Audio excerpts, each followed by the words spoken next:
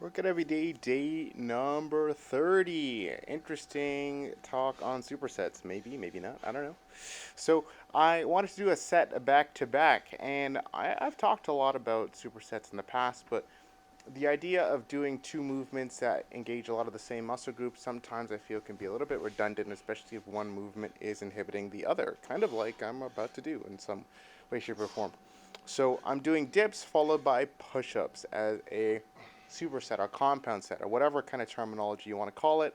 I'm going to be hitting the chest and triceps in both these movements. So I'm going from being fatigued to, well, also being fatigued still.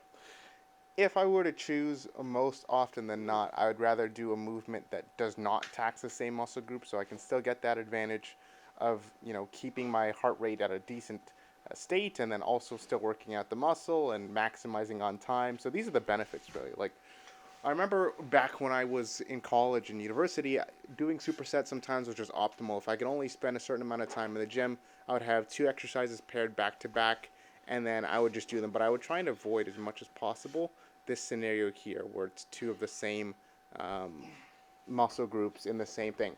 Now, granted, is there some value from doing exercises this way? And I want to say yes. Okay, I want to say yes. This is anecdotal, completely my opinion. But I think in having the same exercise, you get to hit that muscle group, maybe fatigue it in a different way, even more than you normally would. I could take it from a dip to a partial dip to a push up to a knee push up, and I can still keep that intensity there. And maybe there is some value on that. So, what do you guys think? You know, should I do more of this kind of style of training? I don't know. I'm going to the gym tomorrow, so we'll figure it out.